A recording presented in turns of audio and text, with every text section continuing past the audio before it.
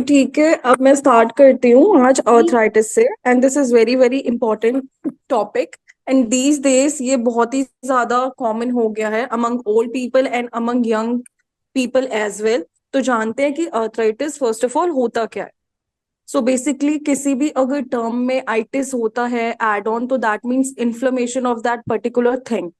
सो arthritis क्या है? एक अक्यूट और क्रॉनिक इन्फ्लेमेशन होता है जॉइंट का। इसमें क्या होता है, इसके कारण पेन होता है, प्लस स्ट्रक्चरल चेंजेस होते हैं, जो जॉइंट फंक्शन होता है उसका लॉस भी हो जाता है। जो अर्थराइटिस का जो कॉज होता है that can be multiple due to injury, या फिर इन्फेक्शन है, ऑटोम्यूनिटी है, क्रिस्टल का डेपोजिशन हो गया है just like in case of gout, या फिर एज रिलेटेड है जिसमें वेयर एंड टेयर हो जाता है हमारे टिश्यूज का। तो आर्थराइटिस जो है उसका जो हेल्थ इम्पैक्ट है वो बहुत ज्यादा पड़ता है, जिसके कारण क्या होता है कि जो पर्सन है वो अपना डे टू डे रूटीन होता है वो प्रॉपरली नहीं कर पाता। उसके साथ साथ इसके जो कॉस्ट भी होते हैं ट्रीटमेंट ऑन ऑल के, that also takes a lot. Then जानते हैं कि जो क्लासिफिकेशन होता है आर्थराइटिस का वो क्या होता है। ठीक है, तो उसमें जैसा कि ये इमेज में पता चल रहा है कि डिजेनरेटिव हो सकता है, ऑटोम्यून हो सकता है, क्रिस्टल इंड्यूस्ड हो सकता है, या फिर इन्फेक्शियस हो सकता है। डिजेनरेटिव की अगर बात करें तो उसमें प्राइमरी ऑस्टियोआर्थराइटिस आता है। What is primary osteoarthritis? Primary osteoarthritis means इसमें जो वेयरिंग डाउन है, फ्लेक्सिबल टिश्यू जो हमारे बोन्स के एंड्स के होते हैं उनका हो जाता है, जिसके कारण ऑस्टियोआर्थराइटिस होता है। फिर बात करते हैं ऑटोम्यून की। तो ऑटोम्यून मतलब कि सेल्स जो है वो खुद के सेल्स को अटैक कर रहा है, जस्ट लाइक रूमेटॉइड अर्थराइटिस या फिर psoriatic arthritis. What is psoriatic arthritis? Mainly इसमें क्या होता है, जो पर्सन सोरियासिस से अफेक्टेड रहता है, जो सफर करता है, तो सोरियाटिक अर्थराइटिस उन केसेस में होती है। फिर आता है जुवेनाइल स्पॉन्डिलो आर्थराइटिस। इसमें क्या होता है कि यंगस्टर्स जो होते हैं, मेनली जो मेल्स होते हैं, इसमें ज्यादा प्रीडोमिनेंस होता है, इनको होता है। फिर एंकिलोजिंग स्पॉन्डिलाइटिस आता है, जिसमें कि हमारा जो स्पाइन होता है वो अफेक्ट होता है। इसमें जो स्पाइन होता है वो बैम्बू के शेप का हो जाता है। कोई डाउट है? किसी को कुछ पूछना है?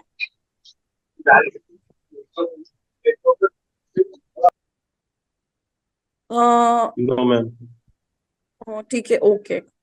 If any query do ask. फिर क्रिस्टल इंड्यूस्ड, जिसमें कि गाउट एंड सूडो गाउट आता है। Pseudo means that is false और नॉट ट्रू। ठीक है, तो गाउट गाउट में डेपोजिशन हो जाता है हमारे क्रिस्टल्स का, जिसके कारण पेन होता है जॉइंट्स में। ठीक है, pseudo gout just like gout mimic करता है बट नॉट टोटली, इसलिए उसको सूडो गाउट कहते हैं। फिर इन्फेक्शियस कंडीशन के वजह से भी हमें आर्थराइटिस हो सकता है, जैसे कि सेप्टिक, या फिर टीबी या लाइम डिजीज, क्योंकि टीबी के केसेस में भी हमारे जो जॉइंट्स होते हैं वो अफेक्ट होते हैं। ओके, फिर ये देखते हैं कि आखिर इसका डेवलपमेंट कैसे होता है। आपके सिलेबस में आर्थराइटिस में दो दिए हैं, ऑस्टियोआर्थराइटिस एंड रूमेटॉइड अर्थराइटिस, तो उसी की बात करेंगे। तो ये है ऑस्टियोआर्थराइटिस। सो इसमें दिया हुआ है ageing, metabolic and genetic disease, inflammation, toxins और मेटाबोलाइट्स का क्या होता है, इम्पैक्ट पड़ता है, जिसकी वजह से एबनॉर्मल कार्टिलेज होता है। एबनॉर्मल कार्टिलेज होगा तो उसका क्या होगा, फॉर्मेशन होगा स्ट्रेस। स्ट्रेस फिर क्या करेगा, प्रोटियोग्लाइकेंस का लॉस होगा, जिसकी वजह से क्या होगा, कोलेजन मास डेफिशिएंसी होगी, सेल लॉस भी होगा, मेटाबॉलिक चेंजेस होंगे, और ये इंटरकनेक्टेड है, जिसकी वजह से ऑस्टियोआर्थराइटिस होगा। या फिर अगर मेटाबॉलिक डिसऑर्डर किसी को हो, जैसे कि ओबेसिटी हो गई, या फिर एनाटॉमिकल एब्नॉर्मेलिटी है, या सबकॉन्ड्रल या ग्रॉस रीमॉडलिंग है बोन का, तो उसमें भी क्या होता है, एबनॉर्मल स्ट्रेस कॉज होता है, जिसकी वजह से क्या होता है, जो नॉर्मल कार्टिलेज है उस पे इम्पैक्ट पड़ता है, तो प्रोटियोग्लाइकेंस का लॉस होता है, जिसकी वजह से क्या होता है, सेल लॉस या मेटाबॉलिक चेंजेस होंगे, कोलेजन मास डेफिशिएंसी होगी, तो उसकी वजह से जो हमारा साइनोवियल फ्लूइड है उसकी भी डेफिशिएंसी होती है, वेरिंग डाउन होता है, और जिसके कारण ऑस्टियोआर्थराइटिस फिर उसका रूप ले लेता है। बेसिकली ये क्या इमीडिएटली नहीं होता है कि एक दिन का है कि एक दिन हुआ तो उसके बाद ये जनरेट हो गया। इसको बहुत ही टाइम लगता है, स्लोली स्लोली इसका प्रोसेस होता है। तब जाके क्या होता है, जो हमारे बोन्स होते हैं, सॉफ्ट टिश्यूज होते हैं, उनका वेयरिंग डाउन होता है। तो इसमें क्या होता है ना, जो पर्सन होता है उसको बहुत ज्यादा पेन होता है चलने में, उठने और बैठने में। ठीक है। बहुत बार क्या होता है, अगर इसका इंडिकेटर मांगे तो क्रैपिटस, जिसको कि क्रैकलिंग साउंड भी कहते हैं, घुटनों से आती है, बिकॉज साइनोवियल फ्लूइड का लॉस हो रहा है उसकी वजह से। ठीक है। सो नाउ, जैसे कि आप स्क्रीन पे देख पा रहे हो, स्पॉन्डिलो आर्थ्रोपेथीज दी हुई है, जिसको स्पॉन्डिलो आर्थराइटिस भी कहते हैं।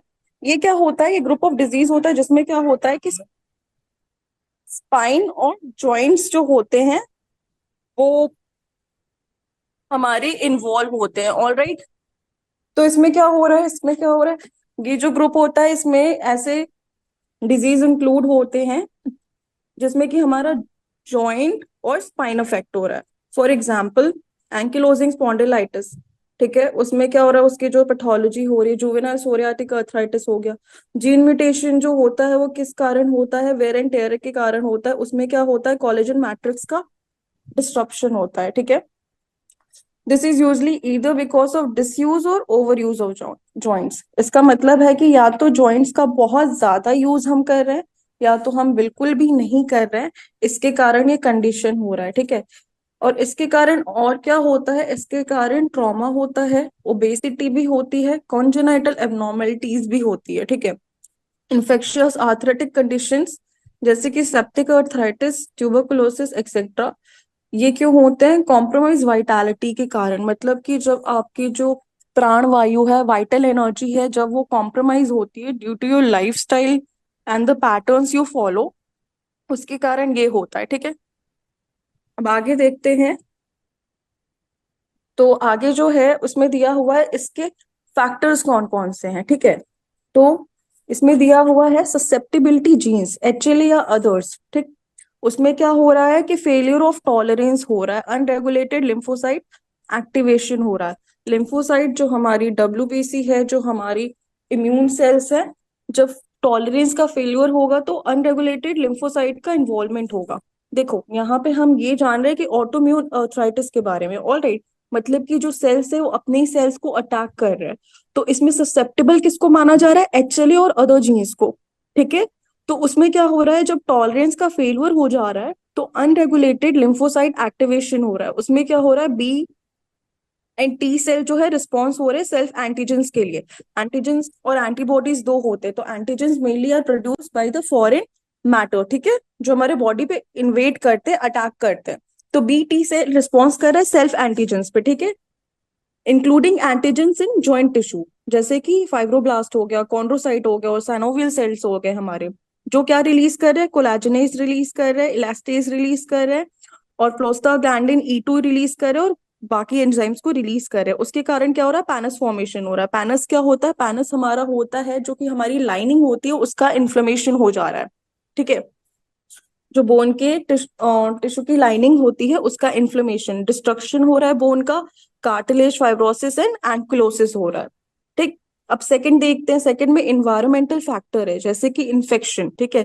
रूमेटाइड अर्थराइटिस जो होता है, रूमेटाइड फीवर भी होता है, जिसमें हमारा जो इम्पैक्ट होता है वो हार्ट पे पड़ता है। तो इसमें क्या हो रहा है कि इन्फेक्शन या स्मोकिंग के कारण हो रहा है, तो एंजाइमेटिक मॉडिफिकेशन हो रहा है। ठीक है। Which is going to ultimately make B and T cell response to self antigens, और फिर वही सेम प्रोसेस चलेगा। और इसी का प्लोरिफरेशन होता है, जिसके कारण पैनस का formation, destruction of bone, cartilage, fibrosis and ankylosis चलता है। So this is your autoimmune arthritis का डेवलपमेंट। ठीक। अब science and symptoms of arthritis देखते हैं। मैम ऑटो इम्यून आपने जो बताया auto immune authority, is it only, autoimmune क्या? आपने जो कुछ बोला ऑटो इम्यून अथॉरिटी जो है, हाँ। रूमेटॉइड अथॉरिटी, इज इट हाँ। Only reason for smoking, is the only reason और एनी अदर? नहीं, infection and smoking is given ना। एक दिया है सब्सेप्टिबिलिटी जीन्स, जिसमें एचएलए दिया हुआ है। ठीक है। ह्यूमन ल्यूकोसाइट एंटीजन और अदर्स, या फिर इन्फेक्शन और स्मोकिंग। स्मोकिंग क्या करता है, उस पर्सन को ससेप्टेबल बना देगा। मतलब ये नहीं है कि स्मोकर्स जितने भी हैं उनको ऑटोइम्यून आर्थराइटिस ही हो जाएगा, ऐसा नहीं होता है। मगर कुछ ऐसे पर्सन होते हैं जो ससेप्टेबल या वर्नरेबल होते हैं, जब वो स्मोक करते हैं तो चांसेस होते हैं कि उनको हो सकता है auto immune arthritis. Okay. Okay. Okay good. अब मुझे आप लोगों में से कोई बताओ कि जो आर्थराइटिस है उसके साइंस एंड सिम्टम्स क्या होंगे। अभी स्टार्टिंग में ही मैंने बताया था ना। So what are the signs and symptoms of arthritis? And this is very very important topic. And more than half of the patient in panchkarma come for such kind of conditions. Okay, so you should know in panchkarma and in naturopathy as well. तो arthritis के बारे में बहुत अच्छे से आप लोग समझो, और जो डाउट हो पूछो। तो अर्थराइटिस के साइंस एंड सिम्टम्स क्या होंगे? Ma'am is it only joint pains और एनी अदर? हाँ, that first of all I am asking what are the signs and symptoms. Signs and symptoms क्या होंगे अर्थराइटिस के? जॉइंट पेन तो होगी। हाँ, इट्स जॉइंट पेन इट होंगी is बिल्कुल। This one of the symptoms is joint pain. हाँ। Okay. कोई और? एंड देन मैम क्या बोल स्वेलिंग रहे में हैं भी। कि स्वेलिंग भी होती है, राइट, गुड। और और भी मैंने कैपिटल बताया था ना। साउंड। हाँ, क्रेपिटस साउंड भी होती है। ठीक है। हाँ, ये सारे जो होते हैं साइंस एंड सिम्टम्स होते हैं। ठीक है। जैसा कि दिया हुआ है, पेन, जॉइंट का स्टिफनेस भी रहेगा, स्वेलिंग भी होती है, क्रेपिटस होता है, एक्टिव मोशन पे रेस्ट्रिक्टेड रेंज ऑफ मोशन हो जाता है। ऑब्वियसली बात है, जब पेन करेगा तो पेशेंट प्रॉपरली वो डे टू डे मोशन कर नहीं पाएगा। उसके साथ साथ डिफिकल्टी इन वॉकिंग होती है, सीढ़ी चढ़ने में प्रॉब्लम होती है, बैठने में प्रॉब्लम होती है। ऐसे लोग जमीन पे नहीं बैठ पाते हैं और बैठने पे बहुत ही दर्द होता है ऐसे लोगों को। तो ये कुछ साइंस एंड सिम्टम्स है। ठीक है।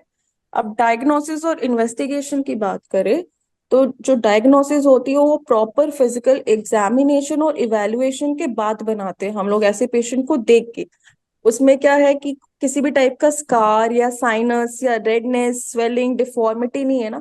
जैसे कि जो रूमेटॉइड आर्थराइटिस के पेशेंट्स होते हैं ना, उनके अगर आप ये देखोगे, फिंगर्स देखोगे, तो वो क्या होते हैं ना, डिफॉर्म्ड होते हैं। मतलब वो हमारे जैसे बिल्कुल प्लेन होते हैं ना, carpals and metacarpals and phalanges. उनके क्या होते हैं, उनका जो स्ट्रक्चर होता है वो डिफॉर्म स्ट्रक्चर होता है।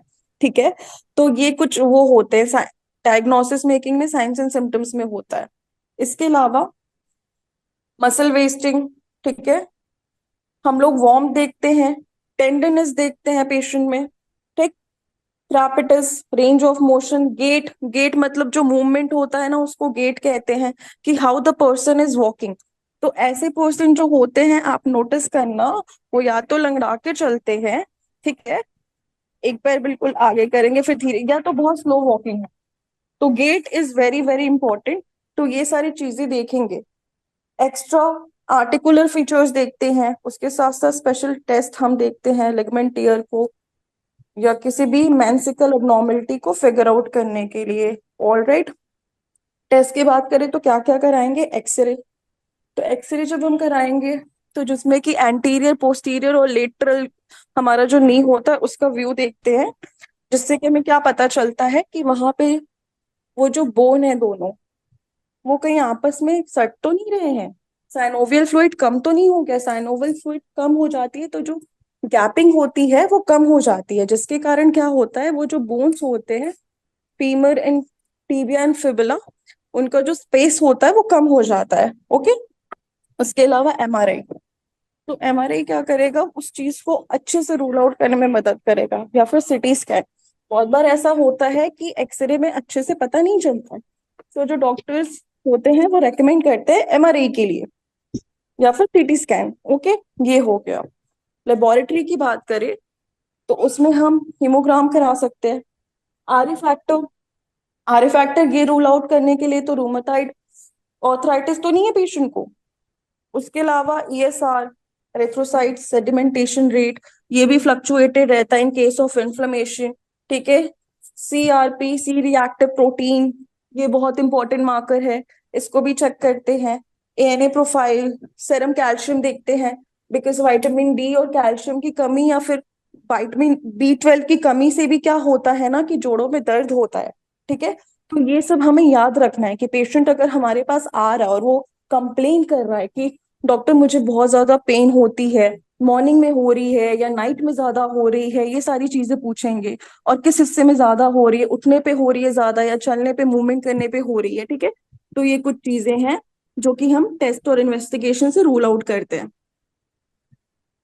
फिर अब हम मैनेजमेंट की बात करते हैं कि थ्रू नेचुरोपैथी हम इसे कैसे मैनेज करेंगे।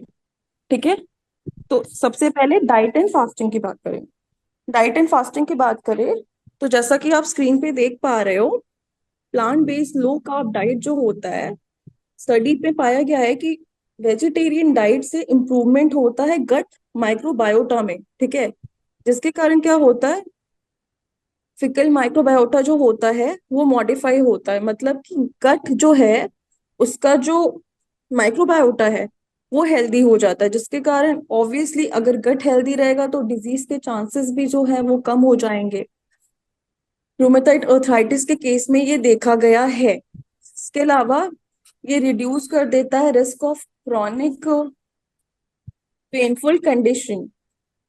ठीक है, और अगर हम एनिमल प्रोटीन और अल्कोहल के इनटेक में रिस्ट्रिक्शन लगाते हैं, हम उसको कंप्लीटली अवॉइड करते हैं, तो गाउटी अर्थराइटिस के केस में बहुत ज्यादा रिलीफ मिलता है। बिकॉज ये सब क्या होते हैं, फॉल्टी डाइट, अनहेल्दी डाइट या फिर बहुत ज्यादा नॉनवेज ईटिंग के कारण इन्फ्लेमेशन के चांसेस बढ़ जाते हैं।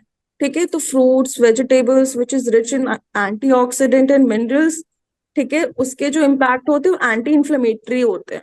तो अर्थराइटिस के पेशेंट को जो डाइट है वो अल्कलाइन देना चाहिए, जिसमें कि फ्रूट्स एंड वेजिटेबल्स हो। ठीक है, उसके साथ साथ फ्रेश रॉ वेजिटेबल्स हो, लाइक सैलेड हो गया या फिर एक से दो सब्जी हो गई। किसी को पता है कि ऐसे केस में कौन सी सब्जियां बहुत अच्छी होती हैं, जैसे कि साइनोवियल फ्लूइड कम हो गया है किसी का, या फिर जोड़ों में बहुत दर्द है, तो उसके लिए कौन सी सब्जियां बहुत अच्छी होंगी? कोई आइडिया है? पत्ते पत्ते पत्ते वाले कोई पत्ते हाँ, वाला तो ग्रीन। सब्जियां, leafy vegetables. Okay, leafy vegetable, fine. Leafy vegetables में और क्या?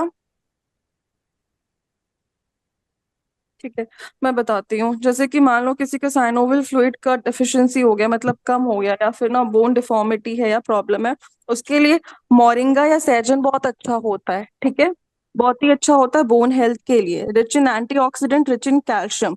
अगर पेन की बात करें, पेन के लिए निर्गुण भी बहुत अच्छा होता है, हरशृंगार बहुत अच्छा होता है, एलोवेरा हो गया, गिलोय हो गया, ये सारे एंटी इन्फ्लेमेटरी होते हैं। और ये सारे जो होते हैं बहुत अच्छे होते हैं फॉर बोन हेल्थ। ओके, तो ये चीजें जानो। ग्रीन लीफी वेजिटेबल ये बहुत ही कॉमन आंसर होता है। कौन से कंडीशन में कैसे फ्रूट्स को हम कस्टमाइज करके स्पेसिफाई करेंगे, दैट इज वेरी इंपॉर्टेंट। दूसरी चीज की मैंने बताया कि कैल्शियम की डेफिशिएंसी या विटामिन डी की डेफिशिएंसी हो रही है, तो ये कैसे खाने में बहुत अच्छा रहेगा। अगर हम मिल्क एडवाइस करेंगे जो कि कैल्शियम के लिए करते हैं, no doubt that is very good, मगर ऑल्टरनेटिव भी हम मिल्क की जगह दे सकते हैं जो कि रिच इन कैल्शियम है। क्योंकि जब हम मिल्क का इंटेक करते हैं तो हमारी healing process according to naturopathy जो बहुत ही लॉन्ग हो जाती है। ठीक है, हील होने में टाइम लगने लगता है। अगर हम प्लांट बेस्ड फूड की बात करें तो सेसमे सीड, जिसको तिल भी कहते हैं, वो रिच इन कैल्शियम होता है। मखाना बहुत अच्छा सोर्स होता है कैल्शियम का, तो पेशेंट को हम ये भी दे सकते हैं। ठीक है, Flask seed rich in omega 3। ठीक है, ये बोन हेल्थ के लिए बहुत अच्छा होता है। सीड स्प्राउट्स बहुत अच्छे होते हैं। ठीक है, ये चीजें हम पेशेंट को रेकमेंड करेंगे, ये चीजें हम उन्हें देंगे, क्योंकि हम एक सात्विक डाइट बनाएंगे। As a naturopathy consultant we are going to prescribe the patient sattvic diet. ठीक है, which is full of nutrients, phytonutrients, antioxidant. तो वी शुड नो कि what type of food selection we are combining and giving the patient for optimum health benefits.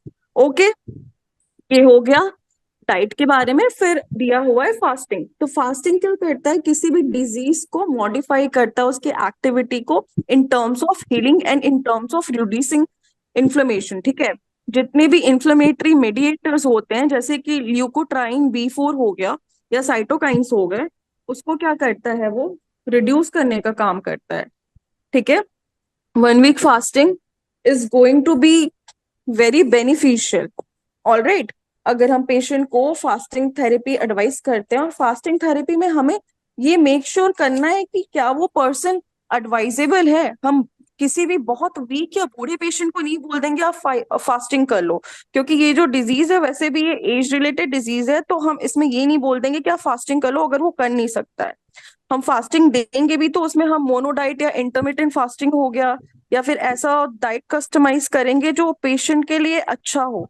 तो उस हिसाब से हमें सारी चीजें देनी है। तो फास्टिंग में सबसे आइडियल होगा जूस फास्टिंग हो गया या फ्रूट्स फास्टिंग हो गया, वो हम दे सकते हैं पेशेंट को। ठीक। इसके अलावा बहुत ज्यादा वीट या ग्लूटेन से क्या होता है ना, रूमेटॉइड अर्थराइटिस में उसकी जो पैथोजेनेसिस होती है उसको देखा गया है। अगर हम बहुत ज्यादा ग्लूटेन डाइट लेते हैं तो उसकी जगह हम चाहे तो रागी या मिलेट्स में बाजरा ज्वार का यूज कर सकते हैं। ठीक है। वो ज्यादा अच्छा ऑप्शन रहेगा। जूस में हम अगर जूस फास्टिंग की बात करें तो हम उसे कोई भी ग्रीन जूस दे सकते हैं। कैरेट और बीट रूट में कोई भी ग्रीन वेजिटेबल मिक्स कर दिया, जैसे कुकम्बर या स्पिनच या आंवला। ठीक है। ये बहुत अच्छा रहेगा। पाइनएप्पल जो होता है वो बहुत अच्छा होता है स्वेलिंग को रिड्यूस करने के लिए, जैसे कि ऑस्टियोआर्थराइटिस के केस में हो गया, आरए के केस में हो गया, क्योंकि उसमें ब्रोमेलेन पाया जाता है जो कि स्वेलिंग को रिड्यूस करने का काम करता है। ठीक उसी तरह जिंजर का भी एंटी इन्फ्लेमेटरी इफेक्ट होता है, just like aspirin and NSAIDs. ठीक है। वो पेन को कम करने का काम करता है। Sesame seed rich in calcium copper है, ये आप देख सकोगे नीचे के लाइन में दिया हुआ है, जब इसको आप पढ़ोगे तो आपको पता चलेगा। So these are the food choices जो कि हम सेलेक्ट कर सकते हैं फॉर द पेशेंट। ठीक। अब हीलियोथेरेपी की बात करते हैं, जिसको सन थेरेपी भी कहते हैं। ठीक है। तो सन थेरेपी हीलियोथेरेपी इसमें क्या दिया हुआ है, उसके पाथवे और इफेक्ट। डायरेक्ट इम्यून सप्रेशन मतलब कि प्रिवेंट करता है। ठीक है। Immune system to attack healthy cell and tissues. RA के केस में क्या करेगा, अगर हम पेशेंट को 15 to 20 minute daily sun bath prescribe कर रहे हैं तो उसमें वो क्या करेगा, प्रिवेंट करेगा इम्यून सिस्टम को कि वो अपने हेल्दी सेल्स को अटैक ना करे। इसका इफेक्ट क्या होता है, exposure to sunlight through UV A and UV B radiation can have direct immunosuppressive effects by upregulating cytokine. ठीक है। Tumour necrosis factor in interleukin 10, और क्या करेगा, इंक्रीज कर देगा activity of T regulatory cells and remove self reactive T cells, जो मतलब कि खुद पे रिएक्ट कर रहे टी सेल्स, उनको भी क्या कर देगा, वो हटा देगा, जिसके कारण वो ऑटोम्यून डिजीज का प्रिवेंशन करेगा। उसी तरह अगर हम अल्फा मिलानोसाइट स्टिमुलेटिंग हार्मोन की बात करें या फिर कैल्सिटोनिन जीन रिलेटेड पेप्टाइड, ठीक है, जिसको शॉर्ट में CGRP भी कहते हैं, तो एक्सपोजर टू सनलाइट क्या करेगा, स्टिमुलेट करेगा मिलानोसाइट्स को। ठीक है। और केराटिनोसाइट्स को स्किन में, जो कि क्या रिलीज करेगा, अल्फा MSH, जो कि इम्प्लीकेट किया गया है immunologic tolerance and suppression of contact hyper sensitivity के लिए। एक्सपोजर टू सनलाइट से क्या होगा, calcitonin gene related peptide potent neuropeptide modulator modulates the number of cytokine and is linked with impaired induction of immunity and development of immunologic tolerance। इसका मतलब ये हुआ कि ये सारे जब हम सन बात देंगे तो ये फैक्टर्स जब स्टिमुलेट होंगे तो उसके कारण क्या होगा कि जो वो टॉलरेंस है उसको बढ़ाएगा, और साथ ही साथ जो इम्यून सिस्टम अपने खुद को सेल्स को अटैक करा हेल्दी सेल्स और टिश्यूज को, उसका वो प्रिवेंशन करेगा। तो सन लाइट का ये इम्पैक्ट है। और इसके साथ साथ सन बाथ का ये रोल भी होता है कि वो कैल्शियम का रेगुलेशन करता है, और विटामिन डी भी सन बाथिंग से मिलती है। ठीक है। और उसका भी रोल होता है ऑटोम्यून में। सो ये बेसिक पॉइंट है इन हीलियोथेरेपी। और ये मस्ट है, मतलब sunbathing in case of joint pain work wonders. तो ये हमें पेशेंट को फॉर 15 to 20 मिनट्स प्रेस्क्राइब करना है। अर्ली मॉर्निंग सन बाथिंग जो होती है, जो कि 7 to 9 वाली होती है, जिसमें आइडियल जो रेज होते हैं वो निकलते हैं। ठीक है। तो वो हम प्रेस्क्राइब करेंगे।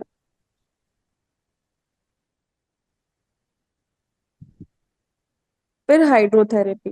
तो अगर हम हाइड्रोथेरेपी की बात करें तो उसके जो डिफरेंट टाइप ऑफ मोडालिटीज हैं वो बहुत अच्छा इम्पैक्ट डालते हैं, बहुत अच्छा इफेक्ट और रिजल्ट शो करते हैं, ठीक है। Hydrotherapy can be given internally और एक्सटर्नली, ठीक है। इंटरनली और एक्सटर्नली इनको दोनों केसेस में दे सकते हैं। तो अगर इंटरनली की बात करें, in the form of enema, cold water, warm water, Luke warm water, Neem water, different type of enemas can be given. Panchakarma की बात करें तो उसमें हम क्या कर सकते हैं, पंचकर्मा में हम बस्ती दे सकते हैं, ठीक है। मात्रा बस्ती दे सकते हैं या फिर डिफरेंट टाइप ऑफ बस्तीज दे सकते हैं पेशेंट को। उससे क्या होगा, स्ट्रेंथनिंग होगा। जैसे कि महानारायण तेल का दे दिया तो उससे क्या होगा, क्लेंजिंग भी होगी कॉलन की और स्ट्रेंथनिंग भी होगी।